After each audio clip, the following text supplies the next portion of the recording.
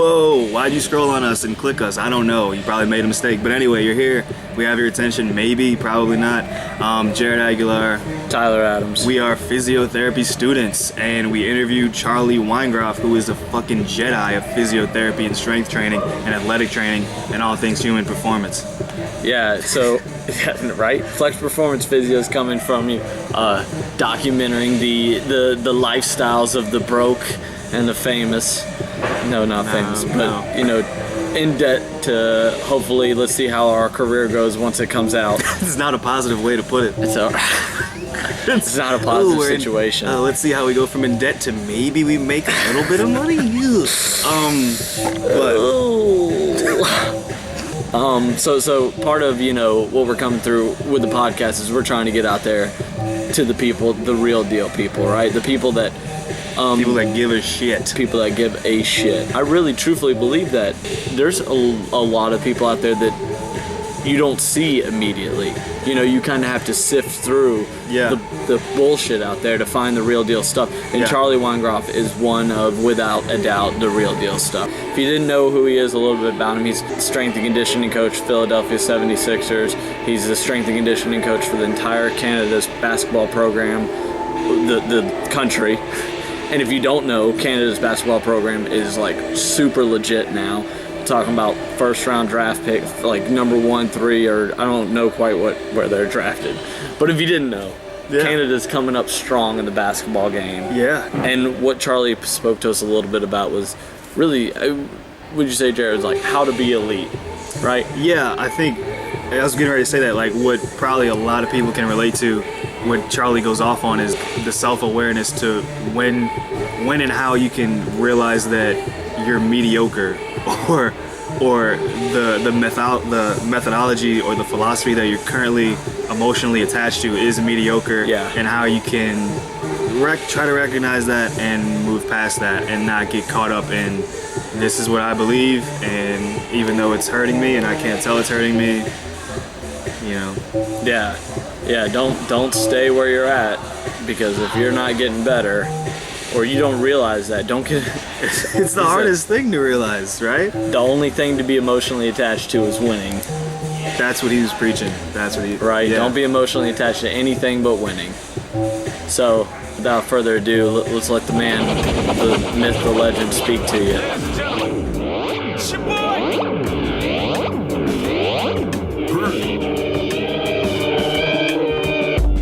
Hey, it's your co-host Dymere Jones here for another episode of the Dirt Legs podcast. I know Jared and Tyler just killed the intro. I happily enjoyed it myself, and they're going to kill this interview with Charlie Weingroff. I just want to tell you all that I apologize I was not on this episode here, but I promise I'll be back on the next one. Just to give my insight on it a little bit and give you all a small preview, I really like when Charlie and the crew talked about not being too bogged down in any kind of system and not being too invested in that system that you're not able to change your way of looking outside that system. So that's just a small little preview of the episode. I hope you all enjoy it, and thank you for listening to another episode of the Dirt Legs podcast. Get in real close to them duckies. Here, ducky. Oh yeah. What they doing? They just being some ducks. Welcome to the Duck Legs podcast. Thank you for tuning in. Broken up music. We like this style. It's kind of one of those things. It's like the duck. You know, you see a duck in the water, right? The duck looks like it's cool, but the duck's freaking working hard under the water. Wow, working hard. That's how our place is. We look cool, but we're working hard.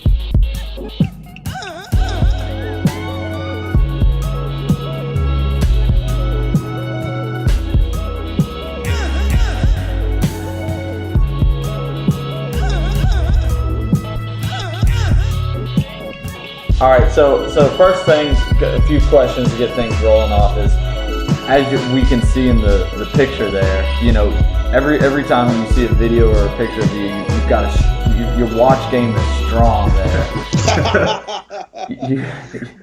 you clearly, I believe in accessories. So right now, what is your go-to watch, And what are you wearing right now? Do you have a watch? Yes, I have a watch. It is a G-Shock. It's not small, and this one I think works off solar or whatever, so it never needs a battery. And then it's like a world clock, so it picks up where you are in the world, so I never have to change the time. Nice. I got a lot of watches. I got to get new batteries. There's a bunch you never seen. How many watches do you rotate? Do you keep the same? Yeah. So I rotate hats, shoes, and watches, and that's why everything's always stays fresh. Gotta stay fresh. And it actually started with shoes because before I got a lot of my shoes for free, I have to buy them, and it's not easy to get a nice pair of Nikes or whatever I was wearing in size 7 or 7.5. So I would buy a whole bunch of them at once when I would be at an outlet or something that actually have my right size, and then I'd always flip them every week. So then they would always stay nice because I wouldn't be able to get new shoes for a long time because of my size. Nice. Probably, maybe I don't know, maybe 24 watches. I'm sure there's people that have a lot more. Yeah, that's a decent amount. Nike must give you free kicks right now, though, right? Don't you? It's not exactly giving, but. Okay. Most of my, if not all of my Nike gear is part of the deal. Yeah, that's awesome. Yeah. You're right. It is awesome. I highly recommend it. Yeah. If you can get free Nike gear, that's awesome. Would be on the list of all of the above. I think Nike, when like Under Armour, everything, I still think Nike looks the best. Just a personal opinion, though. All right. Well, I mean, I think you're right. As a paid consultant of Nike, I completely agree with your assessment. Yeah. We appreciate that unbiased answer. Yeah. I've heard before that the deadlift, either the deadlift comes a little bit more natural to you, or the squat comes more natural. Oh gosh, the squat. Yeah. The squat came to you. Yeah. I've always. Well, until I got to a certain point in competing, the meet would have been over very often after the squat, and while I feel good with my form, it's just and I'm sure there's probably some way to explain, like I just can't hold on to the bar. Yeah. And I'm sure my anthropometry might have something to do with it, but no, I've never, for what I'm able to squat, I should be able to deadlift much more in terms of lower body and trunk qualities, but I've never been able to. Yeah, I think my quest for 7 wheel, more to deadlift 700. I don't think I'll ever get to that. If I really focused, I could probably get back up into the 6s. But that's I wonder I wonder sometimes if those days are over. Not because I don't think my body can take it. I just don't have the time. And and I look back on how I feel, and I never felt good powerlifting. I don't think anyone does. And it's like, wait, it's the whole Mike Boyle evolution of a strength coach. And as I leave my late 30s, it's interesting how how good you feel when you train with some of these other methodologies. But so no, I can't squat what I did before. I can't deadlift. I can probably bench as much as I've done before because I've never been a good bench presser. In terms of weight, again, my technique is probably pretty good. For whatever reason, I'm sure it has something to do with my shoulders, which would be the reason. It's got to be something anatomically with my shoulders as to why I in those particular movements I've never gotten to certain levels that in other moves I easily should be able to bench more and pull more. But no, I was always very good at very good at squatting. Nice. So what do you what's your go-to? What are you listening to when you're working out? Oh, that's this is going to surprise people. Well, actually, I think maybe some people know that I'm fluent in Spanish. So I don't know if some people know, some people don't. Not that that's terribly important, but Channel 4 on Sirius is the Pitbull station. Whoa. And it has like a lot of traditional like whatever is normal pop, like 16-year-old girl stuff, but then it has like the all Spanish stuff from Pitbull and some of these other characters who I wouldn't know who they were if I ran them over with my car, but when it's all Spanish like that dance house, I don't know what you call it. That reggaeton. But, I like that stuff. Okay.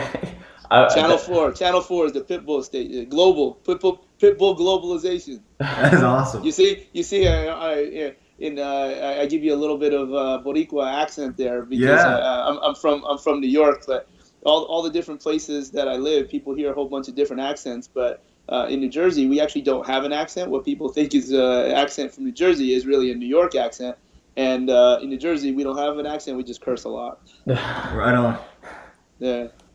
So you recently just came back from the Olympics. You were correct my title. Yeah, I'm gonna have to correct you already. We didn't, as embarrassing as it's been, we actually didn't go to Rio. We didn't qualify. Oh. Yeah. So we were in the qualifying tournament. There was 3 qualifying tournaments for the teams that were the highest placing last summer, the summer of 15, which was the original qualifier for all the different regions, and that's where we were.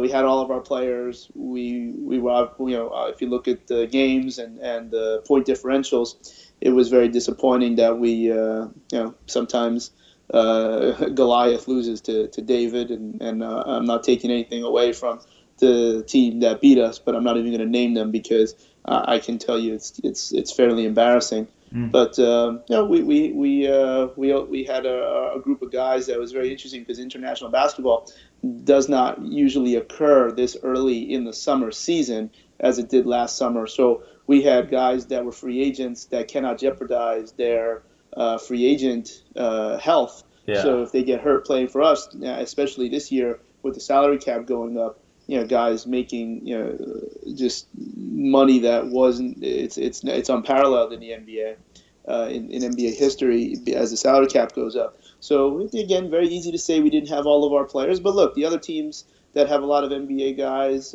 also didn't have all of their players. So it's disappointing that we weren't able to put it all together. But I think a lot of people do consider us to be the second best team in the world. I certainly do. That's my opinion. And the points, if you look at the accumulation of points since a certain period of time, then it's obvious that we're the second best team in the world. So it's all a big process, and I'm up here today in Toronto working on some things that for all of our, whether it's our senior team, etc.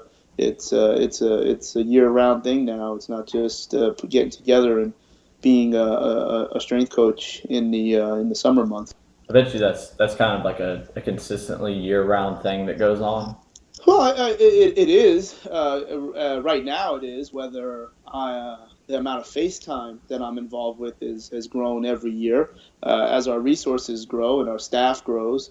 But yeah, we have, there's things that I'm responsible for maybe 8 and 9-year-olds in terms of what we're trying to do in the country of Canada in developing the sport. So we have our major teams, which is the senior team, the university team that plays every 4 years, the junior team, and the cadet team. And then we have what's called the targeted athlete system, TAS, where we have young athletes that are not of age yet to be on the cadet, but these are kids that are coming. So I think over the next 3 years, we are projected to have another 5 lottery picks.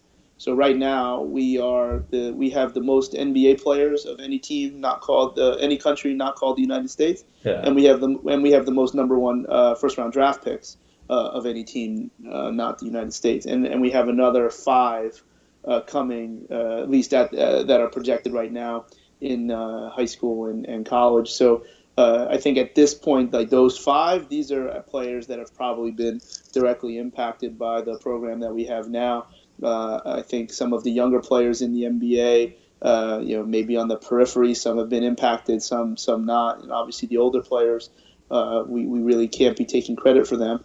But when we all get together, it's exciting because we have the horses, and we're doing things that other countries aren't doing at the international basketball level, in terms of putting together a high performance program where we really, I think a lot of organizations like to say they're doing things. We put ourselves out there publicly, and I'd like to see. I think a lot of people that I look up to and I respect are very impressed by what we're doing. That's great. Yeah. So for those of the viewers, the masses that are going to be watching this video, those of you who don't know a little bit about you and I would say you have a series of videos that represent your training model or philosophy with training equals rehab, rehab equals training. And you are about to record your third video. For those of the people who haven't heard a little bit about you and the training equals rehab, could you give a brief summary of that, and then maybe what we can expect for this third one? Yeah, it's the title of the first DVD was really just something I kind of pulled out of my rear end, and apparently someone else actually did use it 20 years ago. But I can look anybody in the eye and say I was in like elementary school when that person was relevant. So. It's really a thought process, and I get it. A little bit of it is easy for me to say because I do have techniques and experience as a healthcare provider and a legitimate strength and conditioning coach, where many times in my career, including what I do here in Canada, I do very little, if any, healthcare interventions, where the body is just a series of systems, and these systems all are managed by Cellier's model of adaptation, general adaptation syndrome, specific adaptation to impose demands, et cetera, et cetera. And I think if we can understand the physiology and neurology of the techniques that we use, it doesn't matter anymore whether you're a PT, a chiro, a coach, et cetera. We just do things that affect the body. And if you do a keen evaluation, well beyond an evaluation that any one professional would do, because I'm now trying to create a culture and a methodology that brings a lot of individuals together to create something. Maybe it's like the Constructicons creating Devastator, or Voltron coming together, and some of these types of because you're making something where the sum of the parts are greater than the whole, and it's the body doesn't react differently regardless of the skills that you have. And if we can put if we can put all the priorities of the body in terms of improving qualities or restoring qualities back to an industry standard and back to a platform so they can improve, then everybody works together. And to think that any one professional should have a different set of rules on how the body adapts, improves, restores qualities, etc., is just not consistent.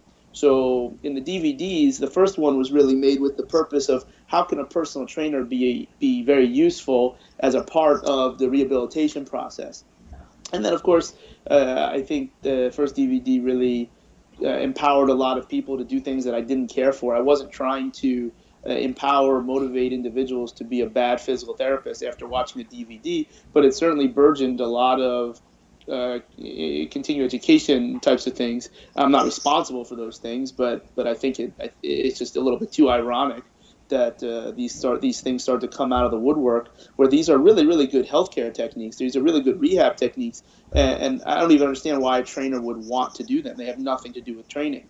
And so then I moved on to the second DVD to try to answer that message, where this isn't what it's supposed to be. This is about people working together, and continued that message. And now in the third DVD, we're actually going to focus much more on fitness, where my own development, my own learning has really created a lot of links as to why the true definition of the word fitness can really not only improve the speed and efficiency, of the rehabilitation process, but can also render it useless. Where if we understand the situations that we're in, obviously many of them are not predictable, that if we're properly fit for those types of situations, our body will not go into states of overtraining, exhaustion, or undesirable compensations, and we start to see that our therapy can actually become, instead of rehabilitation, it can become recovery, and that's really what we're going to continue this message and this methodology in the third DVD that we'll be filming in the middle of November next month. Charlie, I'm gonna say I see what you're doing now. I get it. All right, I'm gonna expose you right now. You're trying to make Voltrons, right? You're trying to build a little army of Voltrons with little tiny athletes and build them up to be Megatrons and Voltrons for world domination, right? That's the main goal. Jared, I'm going to suggest that if you're going to talk about Voltron, you should know what you're talking about, because clearly Voltron and Megatron do not live in the same universe. Megatron is a transformer, and Voltron is not. So no, I'm just putting my stuff out there, and I think it can help a lot of people. It's a tremendous situation where it has unfathomably created a role for me that I really enjoy, as well as a lifestyle that I very much enjoy. But the bottom line is, I believe everything I'm saying, and I believe it can help people, whether you're into Voltron or Megatron or whatever other Tron where they ride motorcycles inside of a video game. That'll work too. Gotcha. So that's it's just what goes on in my head, and I'm in a position to share, and it's exciting if people partake. Thank you. And I'm sorry I messed up the reference. Yeah, you're all over the place, man. We'll edit that out. Yeah. So you've kind of hinted at it a few times, and it's actually a question that I'm very curious. You're busy. You're going all the time, and when do you have a daily routine? Do you hit the gym early? I've read something where you're working out with someone early. When do you get it in? When do you have time? You're traveling. I just look at each day as it comes, and I try to leave 2 to 3 hours if I can, and then I just make a decision. And when I'm traveling, whatever is available is I try to take advantage of it. And then when I'm home, now there was probably before this big trip that began in the beginning of September, I was on a real nice 2.5 month run where I didn't have a lot of travel. And usually what I do is I try different kinds of programs because if I do them, then I think it makes me a better coach in understanding as to how they might, how do I pick a plan for different people. But yeah, I try to keep time during the day. When I say try, I think a lot of my mentors say no, it's not try, you just do it. And obviously the commitment that I make to my career and my businesses is always a balance. And I often fail at that in terms of my ability to train. But yeah, it's always take it day by day and looking at my schedule. Like I know this coming Wednesday, I'm probably not going to train. But I've also been gone for 4 weeks, and it's very difficult for me to turn away what I'm accomplishing in one day of work when I'm in New York City. Yeah, for sure. So you've interacted with some of the top athletes, some of the top professionals, the people that train them and everything. Could you define something that really separates that level of people from just your common man? Can you see a difference in those people? In terms of the athletes or the coaches? Just both. Is there something that they both have a similar quality? Well, if there's something similar, it's just an undying desire to win, and they will. The goal is to win. I think so many people, and again, whether they have coaching or therapy positions of repute, this is not who I'm talking about. Just because you have a job in pro sports or you work with lots of professional athletes, that doesn't mean you're still not garbage. But the ones that aren't, and what they share with these very special athletes is just the goal is to win, and it doesn't matter how winning happens. So it's necessary. It's it doesn't matter who's the lead. It doesn't matter whose interventions. The goal is to finish at the end of that task dominating and victorious. And that's if somebody else makes the shot, or if somebody else gets to apply the technique, or someone else gets the credit, these are the things that don't matter. And I think that's what we try to instill in our team, both in our players and in our staff in Canada basketball, where it doesn't matter. The goal is to win. And how do we bring all these different people together? And a lot of it is just picking the right people, because there's lots of people that have very, very good skills, but there's much less that have really good skills and have this attitude that the goal is to win and the goal is to be victorious. And we don't rely on techniques. We don't rely on individual exploits. We rely on winning, and whatever path leads to winning, no one really cares if the goal is to win. I don't think people really want to win. They say they do, and they probably believe that they do, but they don't. They don't want to win. They just want to do what they want to do. And that's where people will use different techniques and they won't use other techniques. And you can like to the alien that comes down from Mars, and he just watches. He's like, why would you not do it that way? He doesn't have a horse in the race. He's just unbiasedly evaluating two different models. Right. And maybe some of the stuff that I might talk about is just categorical. Like, there's no any reason for you not to do what I'm saying, but because you have an emotional connection to some trash, you prefer to do it your way. And that's where we'll start to say that no, like I'm showing you how to do this better. All right, fine. You just don't want to win. You just want to do your shit. And that doesn't happen at these very, very high levels, whether it's an athlete. I mean, the thing that makes the athletes different is just genetics. These guys probably don't even work as hard as some of the next level of athletes, because when you have the genetics, then things it's just a different playing field. But as far as the biggest winners and the things that I would like to emulate is that a level of humility. And it's a little different definition for me, because sometimes it's fun to run your mouth a little bit, and I think people can confuse that with a lack of humility. But even to go back to what Train Eagles Rehab is about, it's about a level of humility where the goal is to win, and there's no honor to any different technique. The goal is to use whatever resources that you have to have a desirable outcome of the task, and that's the common link I see with a lot of these high-level individuals. Yeah, and it sounds like that winning mindset that you talked about. It's the way you're describing it. It sounds like you have to have, like you said, a bunch of humility, and also that self-awareness to be like, I feel emotionally attached to this subject or person or idea, but it's holding me back, and I need to let that go emotionally. Yeah. So and that's never easy, because when things are emotional, that's the strongest bond that we have as humans. And if you have an emotional connection to something, it's very, very hard to break that bond.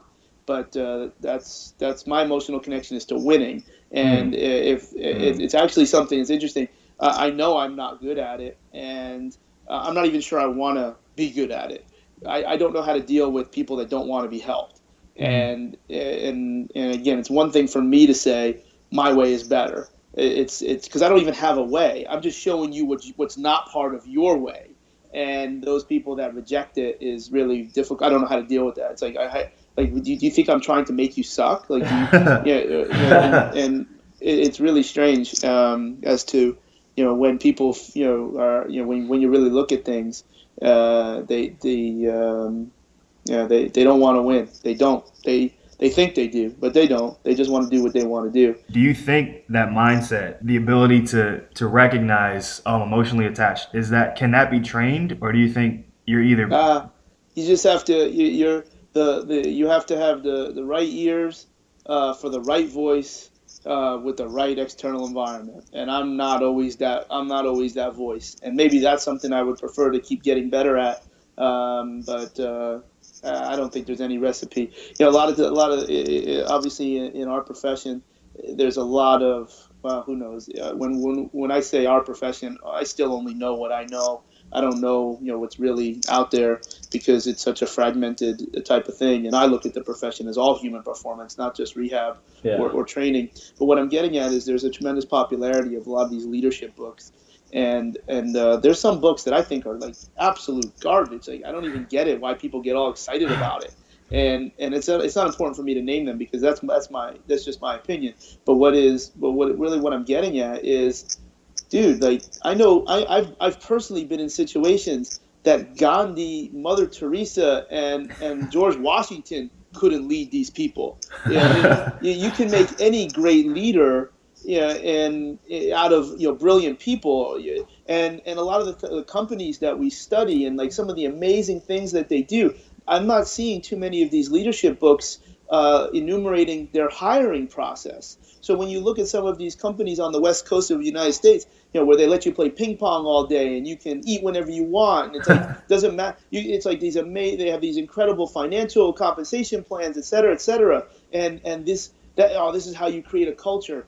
They're picking the right people, and I think we all need to be able to accept that some people just want to do what they want to do. And maybe something a line that I know has been shared by many, but Gray told it to me many years ago. When the student is ready, the teacher will appear. And I'm not so devoid of humility that I have to be that teacher for everybody. But if they're ready, then the message will be there. And if not, they can wallow in mediocrity, thinking that they're awesome, because that's what happens. Like, if you're mediocre for long enough, you think you're the man. Like, you think you're really, really good, and then all of a sudden, a better way comes along, and depends who you are. Like, do you buckle up and kneel down and take it, or do you fight back because you now have realized that whatever investment that you made into your current methodology or your current thought process or your current emotion was really misappropriated? Yeah. And that's hard. That's hard for people to do.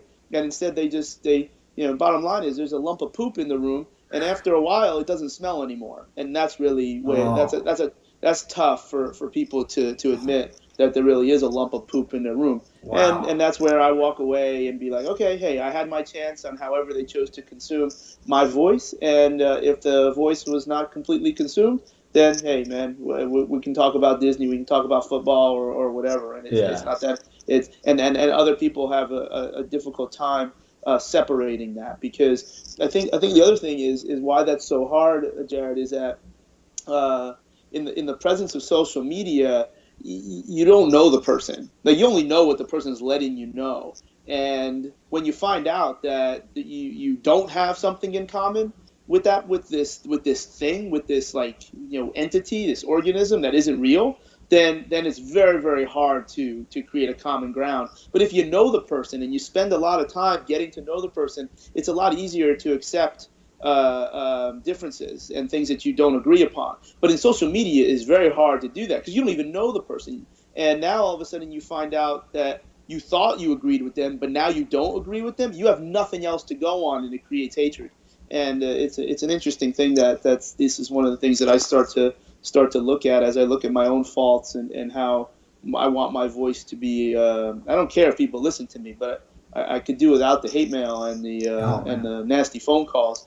So it's an interesting thing that I think about. But no, I don't think. I think when you're talking about breaking an emotional bond, they have to want that. That's tough. That's real tough to do. Yeah. Gotcha. Wow.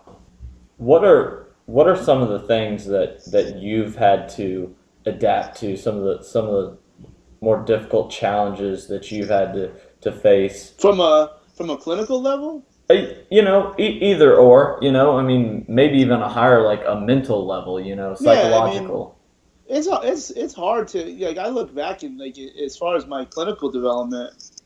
I mean, I don't think the ways that I needed to get better, were ever really that impactful. Where I was totally hit in the face with a with a shovel that oh my God, how? No, they would say how could I have ever done that? I still say that a lot, but I don't think I made a complete 180 on really anything. I think I was always able to find something that just made the umbrella bigger.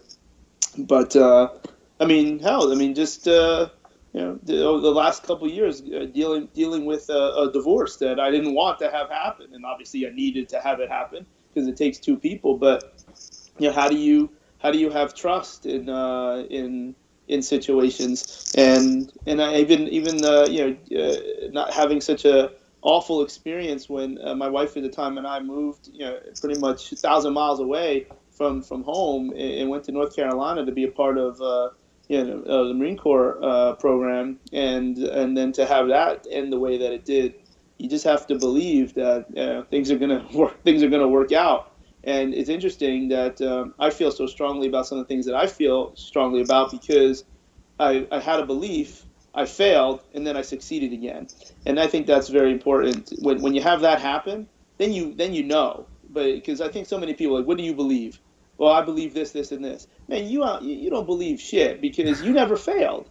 We talk about when we talk at the clinical model, because of social media, if people knew the years of experience some of these messengers had, nobody would even listen to them. Yeah. So if you've only been a therapist for 3 years, you don't believe anything because you're just doing what someone else told you. You haven't failed and then come back again and then succeeded with something new. Now you have a reason to actually believe something. So I look at some of the major failures in my life, both personally, socially, and then from a clinical level, is because I carry myself fairly juvenile, but dude, in another few months, it's going to be 20 years that I've been a physical therapist. Yeah. So it's I think the amount of failures and the different combinations of things, you can only start to believe something after you failed. If you've never miserably failed, you don't believe anything. You're just going along with the story. Like you haven't gotten to chapter 7 yet. And when you see things change when you have failure. But if you constantly keep your bar very low because you're into mediocrity, then it's a challenge to change your beliefs. That's a very, very, very good answer. Would you tell me if it sucked? Oh yeah.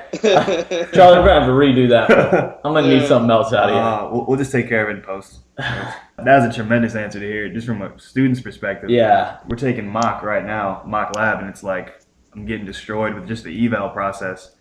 And just looking ahead, it's like what will my evals look in the future? And just hearing you talk about failing, and it's like talking about the therapist being 3 years in and not even being on chapter 7. Well, we're not even to the intro yet, in the book. Yeah, you guys don't believe anything. That doesn't mean you don't follow a plan.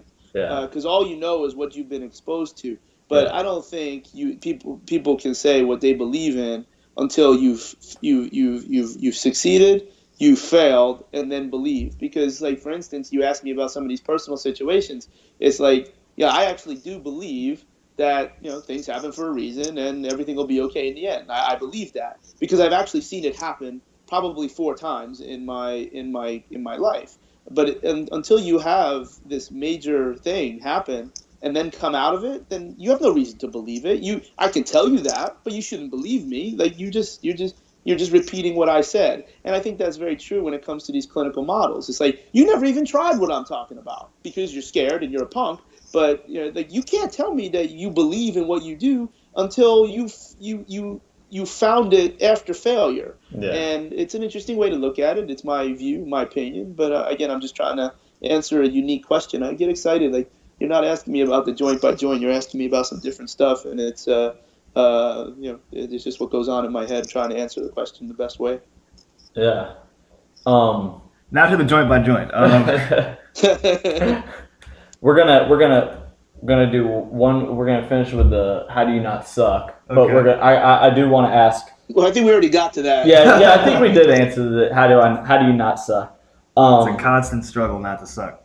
So there's 2 more I'd really like to squeeze out of you. And the first one is, this is like a quote. If you could finish the quote. If I could stop everyone everyone on the planet or whatever from doing 3 movements I see in the gym or in daily life, it would be. Wow. Crunches, that's easy. Okay, so if there's a particular type of crunches that is probably in my mind the worst, it's the one where you're kind of sitting and your legs are off the ground and you're banging the ball on your sides. because that's not a Russian twist. I know Yeah. what a Russian twist is, but I think that's what people call a Russian twist. So that might be the worst, because you have flexion, rotation, and compression all in the same move, and that's asinine. So let's see, what else? It's interesting because so many things that are injury mechanisms, can be good movement. It's just for a different purpose. You're not looking to build physiological capacity. So a lot of the things that we know, like valgus or hip and shoulder flexion with internal rotation or trunk flexion, etc. These are all things, when they're done for capacity, are asinine.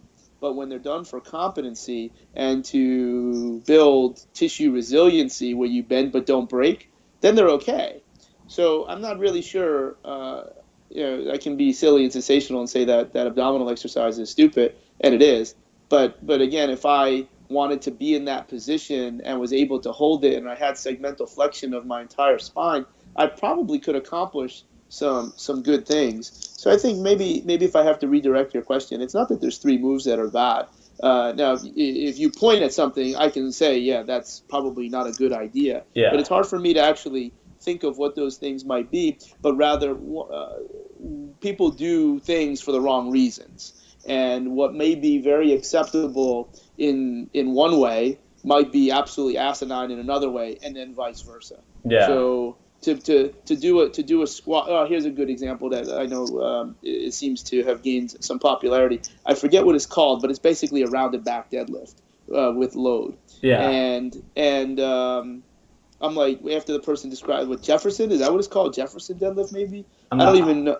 I don't know, but I'm like, okay, yeah, I actually do that. It's like a yoga kind of toe touch, and I actually do that sometimes when I warm up, and I do it, with sometimes a 24 kilo kettlebell, or then sometimes I grab the big one and do like with the 48 kilo kettlebell. And I'm like, yeah, but a rounded back deadlift to me is different than a rounded back deadlift for someone else, and I'm doing it for like a keen purpose to prime the segmental mobility that I have in my spine. I'm not going to get strong with 24 kilo. Yeah. If I want to get strong, I can't use that strategy. So it's a good example of something that's heinous if you're doing it to get strong, and something that's very, very ideal if you're using it for the right purpose.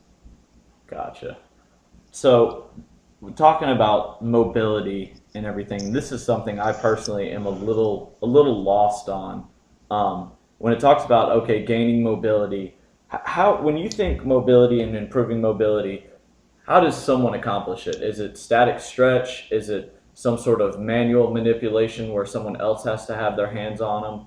Is it something like myofascial release? Is it some sort of corrective muscle activation like the Sarman approach? Yeah, it's all of the above, but I think it's best to define mobility, which in my mind is the nervous system's current state of control at a joint system, uninfluenced. So this is like who you are right now, based on you hit play on a motor strategy, and this is what the body allows you to do or not. So you can improve mobility from something that's very active and motoric, but in essence, that was never a tissue extensibility issue. So I think we confuse mobility and tissue extensibility, because let's say if I crack your neck and all of a sudden you can rotate your neck better, your neck was always that mobile. Your body just wasn't allowing it. So by applying a novel stimulus to the system released its protection, but you were always that mobile. You just couldn't express it. And then let's say there's other situations where you don't have the rotation, then it's about applying force to create tissue changeover. And in order to change the quality of tissue in a very particular direction, the only way to do that is with force. So you increase mobility with force. The force has to be in the proper direction, and it has to apply to the same strategies of Selye's model of adaptation, general adaptation syndrome, blah, blah, blah, specific adaptation to imposed demand, progressive resistance exercise, all of these concepts So if you want more tissue extensibility, then you have to apply force. Does that require manual? Maybe in some situations it does, but you can apply force by creating fixed points and doing the same thing. Maybe not as aggressively as if you put an external force to create the tissue to change over and to tissue to remodel. And I think we sometimes, not sometimes, like we actually improve mobility by getting into particular positions that require high amounts of force and just creating incredible amounts of time and tension. And more tension, less time. More tension, a lot of time. This is the secret, and it's not much of a secret because it's just science. And so it's mobility is the nervous system's effect, and it's not just tissue extensibility. And then of course you have to control it, and that's probably where the word stability becomes more useful. So all of the above. The goal is to demonstrate the motor skill at a standard. But if you don't have the tissue extensibility, then the answer is force. So that would probably eliminate some of the choices that you suggested. But some of the others, if you put your hands on it or you do it yourself, the concepts are the same. You can probably just apply more force, more tension over the same period of time with the manual therapy. Gotcha. Awesome. Would you say there's a crack in physical health? And if there is a crack, where's the Grand Canyon? In the current model. Yeah, I have no idea what the hell you're asking me. Okay, that's a bad question. That's a bad question. No. I'm not saying it's a bad question. I don't know what in the world. Is there a crack in healthcare? Yeah. So I feel like kind of the training equals rehab is all. We've talked about. Speak on that bridge. Let me say this: the general population is not stupid. I think they know the wrong things. And if you know the wrong thing and then you go seek expertise based on the wrong standard, you're doomed. And I think that's what it is. I think we're not equal to, we don't know the same things as the expertise. So we just have to trust them. I use the mechanic as an example. Like if there's something wrong with my car, I bring it to the mechanic. I have no choice but to listen to him. Obviously if everything appears above board, he could be taking me for a ride, charging me $1,500 for, a 2.3 mega gasket that doesn't really exist. It's a make-believe thing. So it's, I think that's what happens. People go to physical therapy, they go to physicians. We don't know how to audit them, and that's where I think but then how does information disseminated? Whether it's through the internet or fitness magazines, or it's just absolutely nonsensical information that's not consistent, and then that creates a culture of how the healthcare system uses us rather than we use them. And I can only be part of that solution when people come to work with me as a therapist or as a coach. I'm like, I say this a lot, like, no, I want you to know everything that I know. I just know what to do about it. Yeah. So that when they go back to their physician, they know how to ask the right questions. And it's about advocating. And a lot of the folks that I see, it's really just advocating. There's nothing I can do for them, but their situation doesn't require my expertise. It requires surgery. But now they understand, why these decisions are being put in front of them. Is that maybe I don't know if that's what you're asking, but the Grand Canyon's in Arizona. I mean, I think that's great. Just that advocate mentality is definitely something I need to marinate. Empower, but what's interesting is that when people feel like they have control, things don't hurt as much. Yeah, maybe that'll lead a person to a winning mindset. Could be. All right, Charlie. It could lead you to the Grand Canyon on Route 66. Right. That's yeah. true. Like, I'm gonna win all the way. And that's where it is. That's where the Grand Canyon is. We drove once from Vegas to the Grand Canyon, and I looked around. I'm like, man, this place looks very familiar. And I go out on my phone. I don't remember what the town was, but it was the exact town that they used to model for Radiator Springs in Cars. Like it was like you were driving through Radiator Springs. It was unbelievable. Wow. I looked it up on Wikipedia, and it's like one of the 3 towns that Pixar used as a model for Cars. That's a little trippy. Yeah, it was ridiculous. Like it's like totally the place. Am I in a Pixar movie now? Wait, what happened? That's what you get with asking some kind of fancy questions. Yeah. So oftentimes, it's kind of and we might have you repeating yourself, but oftentimes you speak a lot of times to the personal trainers and how to bridge that gap and how to make things better. But I know that we're a little bit curious from the physical therapy world. In your model, in your eyes, what can physical therapists or us as we come out of the career, what can we do to help our end of the deal with everything in your model?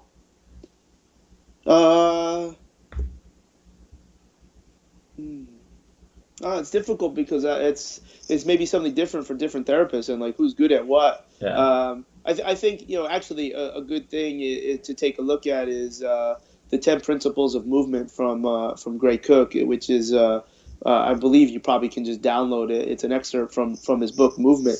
But all those different things, and I probably don't have them all committed to memory, but if you can go by the 4 principles of movement, then some of the things like make a lot of sense. Like for instance, the principle number 1 is that you cannot treat a system in pain and the system that's not in pain. And a lot of times, if you should be able to give help to somebody when they say they're feeling great. There's other ways to evaluate other than musculoskeletal. That doesn't mean that a physical therapist is no longer of use. So I think running an approach of evaluation that allows interventions, whether you know them or not as a therapist, but you do know that the person can benefit from them. So that can mean musculoskeletal, neuromuscular, or neurodevelopmental approaches away from their site of pain, which I think we're kind of there. Mm-hmm. At least I hope we are. Yeah. But also, how does how goofy and how ridiculous therapists are when the person this thing only hurts me after 6 miles. So there's literally nothing you can find on a traditional evaluation, and then you're going to make them run just to see what happens when their knee hurts. It's a fitness issue. Now, just because you don't know how to train fitness or you don't know how to evaluate how their running technique changes after a certain amount of lactic overload because they're out of shape, but they can still plod and run with this stupid pattern, it's someone else that can be part of the solution. There is no such thing as a movement expert. There's people, and there's different practitioners, and people are good at different things. To think that what you do is better than what someone else does is really just completely devoid of humility, and it's also wrong. Like, there's somebody else that's better at it than you, and just because they didn't choose to get the same degree as you doesn't mean that they're like weaker than you or a bad person. When they cross lines and make decisions without the same background that maybe we have as healthcare providers, that's also despicable, and that should also be vilified. But I want the evaluation process. You're an autonomous practitioner. You should take control of the situation. No, you're just a team member. And if as a team member you happen to be the lead, then let's have at it. But I think I want the evaluation process to take you to the back of the line and let someone else, because that's noble, that's honest, and that's in the best interest of the people that trust us with their body. That's great. Awesome. Yeah, awesome perspective. Don't say that in your undergrad. Thank you so much, Charlie. Real quick, how can people reach you and any plugs? My website's charlieweingroff.com. It seems that I always keep saying that I wish I was able to write as much as I did several years ago, but I'm going to keep trying to do the best I can. I'm a lot more active on Twitter with like little one-offs. Yeah. CWagon75 on Twitter, Charlie Weingroff on Facebook and Instagram, and I'm not hard to find. I answer every email. I just don't answer it all right away. So it's just like everything that I say is just one of my very best friends, Patrick Ward, exposed me to a line from The Matrix, and blah blah blah blah blah blah. My beliefs do not require others to agree. You chose to listen. I'll say thank you, and whatever is of use, I hope that you can be better from it. And on that note, thank you so much, Charlie. All right, guys. We'll talk to you soon. All right, later. What a phenomenal podcast that we just listened to. Thank you all for listening. This is Stephen Liuza. I'm a member of the Duck Lakes podcast. On behalf of the Duck Lakes podcast group, would just like to appreciate all the time and effort of each of our guest speakers for the knowledge and wisdom that they impart on us. A special thank you to Dr. Weingroff for being with us. It's an honor to have such a talented and decorated physical therapist to be with us. As always, we're always willing to take advice or suggestions on our future podcasts, and we appreciate any and all feedback. Please like and follow and tell your moms, dads, cousins, friends, family about us. Thank you.